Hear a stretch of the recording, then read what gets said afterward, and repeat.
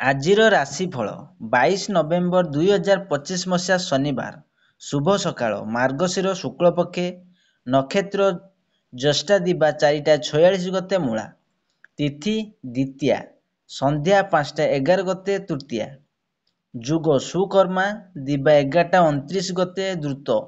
ଆଜିର ସୂର୍ଯ୍ୟୋଦୟ ସମୟ 6ଟା, ସୂର୍ଯ୍ୟାସ୍ତ ସମୟ 5ଟା 5 ବୃଷ ସିଂହ କନ୍ୟା ରାଶି ପାଇଁ ଘାତ ବାର, ଧନୁ ମୀନ ରାଶି ପାଇଁ ଘାତ ତିଥି।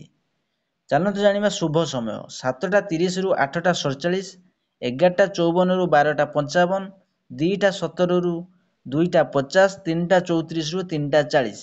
ଏହି ସମୟରେ ଯେକୌଣସି କାମ କଲେ ଶୁଭ ହୋଇଥାଏ।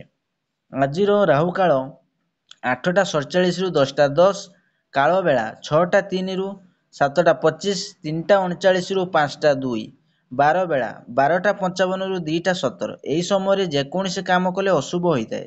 ଚାଲନ୍ତୁ 12ଗୋଟି ରାଶିର ନାମ ଜାଣିବା ଏବଂ ଆପଣଙ୍କର କେମିତି ରହିଛି ଦିନ ସେ ବିଷୟରେ ଜାଣିବା ପୂର୍ବରୁ ଭିଡ଼ିଓଟି ଭଲ ଲାଗିଲେ ଲାଇକ୍ ସେୟାର ସବସ୍କ୍ରାଇବ୍ କରିବେ, ପାଖରେ ଥିବା ବେଲ୍ ଆଇକନ୍ ଦେବେ ଅଲ୍ ନୋଟିଫିକେସନ୍ ଅନ୍ କରିବେ, ଯାହାଫଳରେ ନୂଆ ନୂଆ ଭିଡ଼ିଓ ପାଇପାରିବେ। ପ୍ରଥମେ ଦେଖିବା ମେଷ ରାଶି ବ୍ୟକ୍ତିମାନଙ୍କ ପାଇଁ।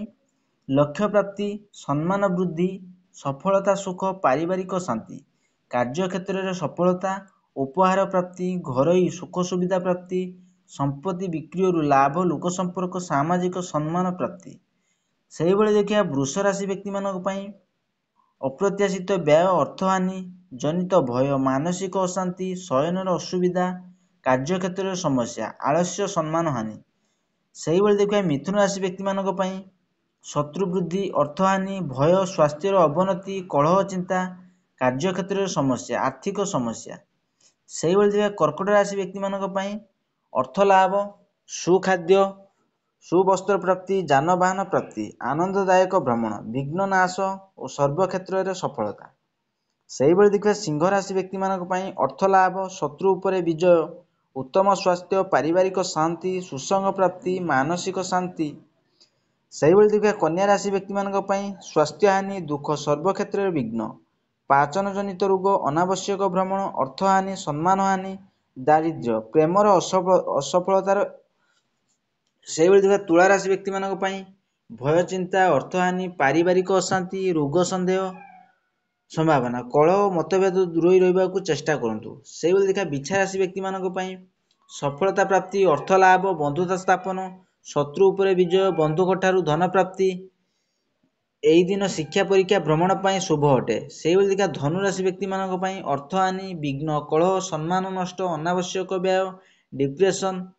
ସେହିଭଳି ଦେଖିବା ମକର ରାଶି ବ୍ୟକ୍ତିମାନଙ୍କ ପାଇଁ ଉତ୍ତମ ସ୍ୱାସ୍ଥ୍ୟ, ଅର୍ଥ ସମ୍ପତ୍ତି ଲାଭ, ଭାଗଦୟ, ସୁଖାଦ୍ୟ ପ୍ରାପ୍ତି, ବୈବାହିକ ଜୀବନରେ ଶାନ୍ତି, ବନ୍ଧୁ ମିଳନ, ମାନସିକ ଶାନ୍ତି, ସମ୍ମାନ ଲାଭ, ଶତ୍ରୁ ଉପରେ ବିଜୟ, ନୂତନ କାର୍ଯ୍ୟାରମ୍ଭ। ସେହିଭଳି ଦେଖିବା କୁମ୍ଭ ରାଶି ବ୍ୟକ୍ତିମାନଙ୍କ ପାଇଁ ନିର୍ଭରଶୀଳତା, ଆଳସ୍ୟ, ଈର୍ଷା, ହାନି, ବ୍ୟୟ, ଦୁର୍ଘଟଣା, ବନ୍ଧୁ ବାନ୍ଧବଙ୍କ ସହିତ ମନୋମାଳିନ୍ୟ, ବିପରୀତ ଲିଙ୍ଗର ବ୍ୟକ୍ତିଙ୍କ ସହ ମନୋମାଳିନ୍ୟ। ଶେଷରେ ଦେଖିବା ମୀନ ରାଶି ବ୍ୟକ୍ତିମାନଙ୍କ ପାଇଁ ପ୍ରଭାବଶାଳୀ ବନ୍ଧୁମାନଙ୍କ ସହ ସମ୍ବନ୍ଧ, ସର୍ବସୁଖ ପ୍ରାପ୍ତି, ଅର୍ଥ ଲାଭ, ସମ୍ପତ୍ତି ଲାଭ, ସ୍ୱାସ୍ଥ୍ୟର ଉନ୍ନତି, ବିବାହ ଯୋଗ ଓ ସୁଖାଦ୍ୟ ପ୍ରାପ୍ତି। ଆଶା କରି ଭିଡ଼ିଓଟି ଭଲ ଲାଗିଲେ ଲାଇକ୍ ସେୟାର ସବସ୍କ୍ରାଇବ୍ କରିବେ, ବେଲ୍ ଆଇକନ୍ ଦେବେ।